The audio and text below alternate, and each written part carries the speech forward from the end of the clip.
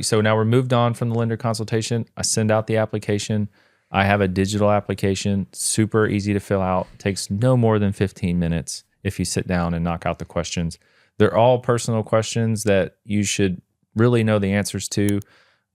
So again, 15 minutes, easy to fill out. If I let them know, hey, if you have questions, shoot them to me, but usually people can knock that one out on their own. So tell me this is always interesting to me, that it seems to be a hurdle, that application, filling out that application. So you can be moving, and we might hit a 1 to 2 day, break in that process because they haven't filled out the application yet. Yeah.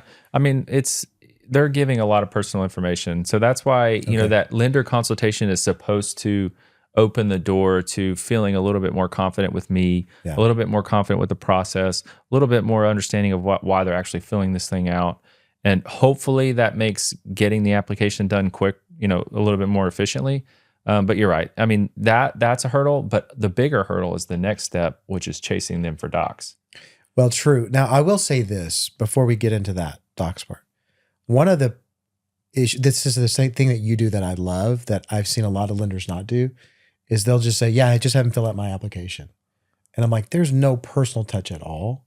So I don't know. I mean, I guess I get it where they're like, well, that's a filter for them. It's like, it's just better if they fill that out before I talk to them. But I prefer for you to reach out to them, and you do this in your process, to reach out to them before the application so you connect with them. That's right. It certainly helps. Yeah. And not only that, but I offer to fill it out with them. Like I've done that a couple of times, like where we just jump on a Zoom or whatever, and they walk through the application with me sitting there. I've even done the application on their behalf while we're on the phone. So I was like, hey, tell me the answers to these, and we'll put them all in there. But getting the application is a hurdle, and then, like I said, the docs piece. So after they submit, there's a number of documents that we need. Those are like pulling teeth. Well, yeah. And here's one of the things before we get into those docs and pulling teeth again, I'm taking us back again. If you're a lender and you're listening to this, take that 10 or 15 minutes and do that call, because you're building trust. And it's so important, for us as real estate agents, obviously we're having to build that trust as well.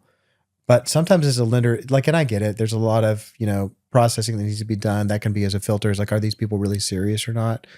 But even making that little 10 to 15 minute connection and giving them an encouraging word, giving them,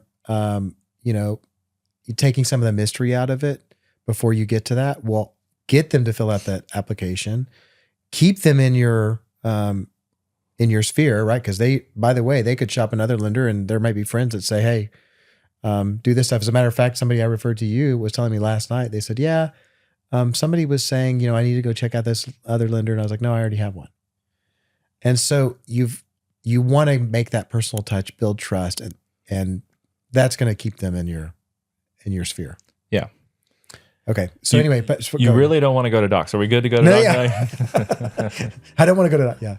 That's totally, people that are buying houses are my personality type. Like, we don't like documents.